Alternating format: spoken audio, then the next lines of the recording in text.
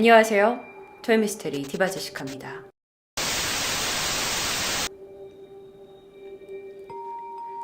(1990년) 북한 함흥 지역에 살고 있는 박씨. 그는 수년 전부터 간경화를 앓았습니다.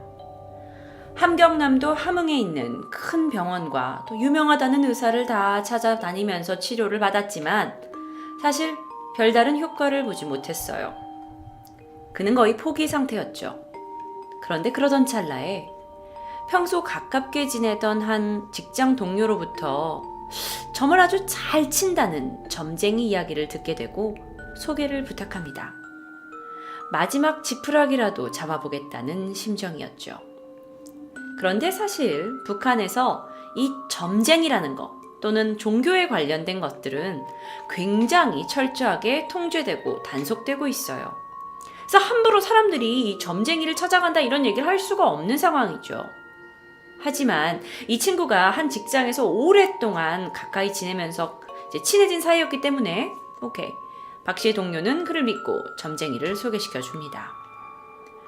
점쟁이를 찾아간 박명식 씨는 자기가 지금 간경화를 너무 심하게 앓고 있다. 여기저기 병원 다 갔는데 낫지를 않는다. 난 언제 죽을지 모르니까 혹시나 내가 살 수 있는 방법이 있다면 알려달라면서 호소를 했죠. 아니 이렇게 처음 만난 사람이 막 팔을 붙잡고 막 살려달라고 막 매달리니까 처음에는 점쟁이가 이제 거절을 하다가 결국에는 내가 점괘를 좀 볼 테니까 며칠 뒤에 찾아와 라고 그를 설득합니다.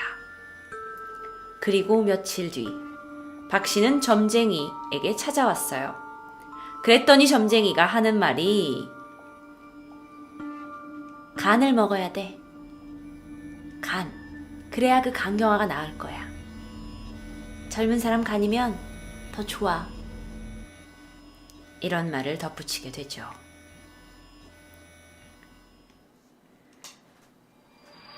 박명식은 집에 돌아와 고민에 빠집니다. 그는 평소에 굉장히 조용하고 소심한 성격이었어요. 아니 근데 간을 먹으라뇨.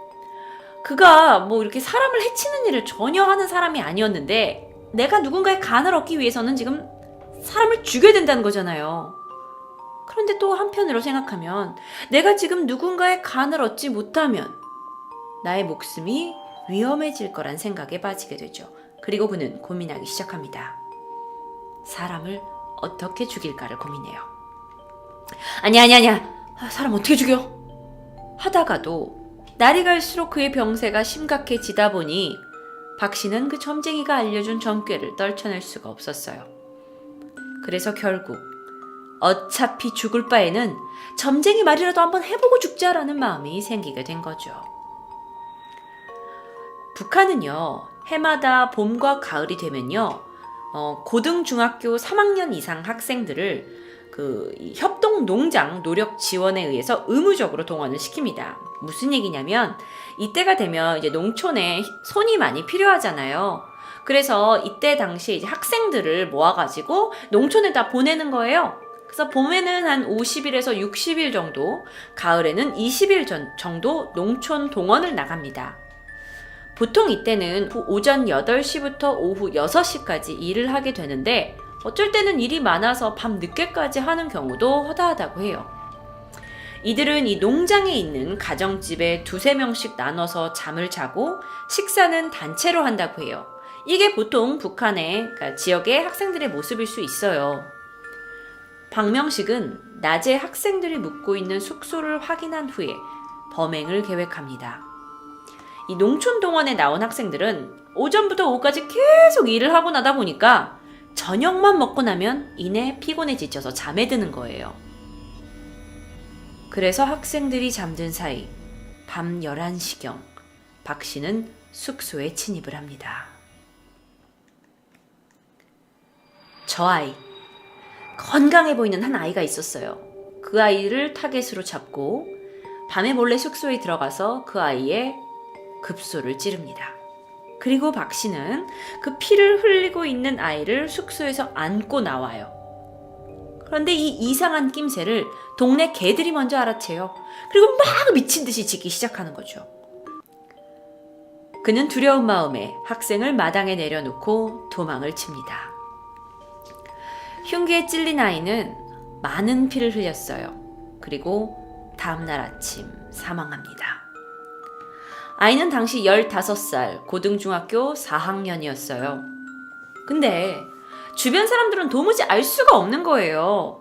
아니 누가? 왜 이 15살 난 아이가 도대체 무슨 잘못을 했길래 아이를 죽이려고 했던 거예요? 네, 이렇게 의문의 살인사건이 일어나고 며칠이 흐르게 됐는데요. 이 농장에서 약 4km 정도 떨어진 농장에서 또다시 학생이 납치됩니다. 그리고 살해당한 사건이 발생해요. 그런데 이 두 번째 시신은 농장원이 발견을 했을 때 기절할 정도였어요. 왜냐하면 복부가 심하게 훼손되어 있었다고 합니다. 첫 번째 피해자의 경우에는 시신의 훼손이 없었고 찔림의 그 상처만 있었는데 두 번째 아이는 마치 배를 갈라서 회집어 놓은 듯한 아주 끔찍한 모습이었죠. 지역 심포보안서에서는 수사를 벌이게 됩니다. 그런데 범인을 잡는데 실패해요. 도대체 모르겠는 거예요. 뭐 애들이 누구한테 원한을 질 일을 할 만한 것도 아니고. 그래서 이 해괴한 살인사건에 대해서 전혀 갈피를 못 잡았어요. 그런데 며칠 후 다시 심포 시내에서 이번엔 20대 여성이 시체로 발견됩니다. 이번에도 역시 시신의 복부 부분이 심하게 훼손되어 있었죠. 사건은 여기서 끝나지 않습니다. 심포시와 인근에서 이후 10건의 연쇄 살인사건이 발생합니다. 사실 이런 일이 북한에서 자주 있는 일은 아니거든요.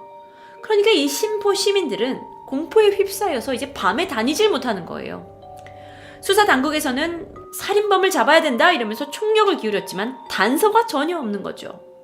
물론 한국 같은 경우에는 뭐 현장 조사, 또 유전자 감식, 뭐 이런 과학적인 방법이 많이 동원이 됐지만 북한에서는 주민의 신고 없고 현장 증인 없으면 사실 수사가 진척되기 힘들다고 합니다.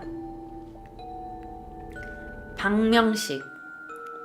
여러분, 이 사진은 제가 비슷한 이미지를 가져온 사진이지 박명식 씨의 사진은 제가 구할 수가 없었습니다.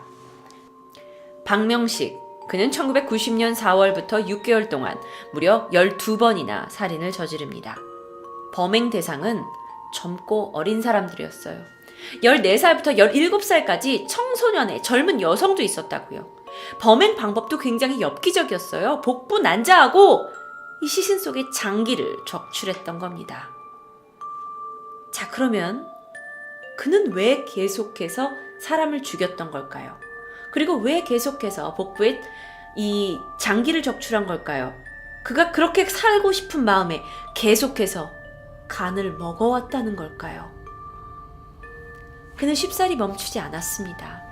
결국 계속해서 희생자가 나오고 있는 상황 속에서도 그는 13번째 희생자를 물색했고 그를 죽이려고 흉기를 휘둘게 되죠. 피해자가 이 상황에 소리를 크게 질렀고요. 그의 존재가 발각되게 됩니다. 박명식은 근처에 있던 달려온 주민들에게 제압이 돼서 잡히게 됩니다. 그러면 이 끔찍한 일을 저지른 범인은 북한에서 어떤 처벌을 받을까요? 박명식은 인민재판소로 끌려갔어요. 그리고 그는 자신의 모든 범행을 시인했고 사건의 경위를 진술했습니다. 이에 대해서 재판부는 연쇄살인범 박명식에게 사형을 선고했고 바로 총살에 처해졌어요.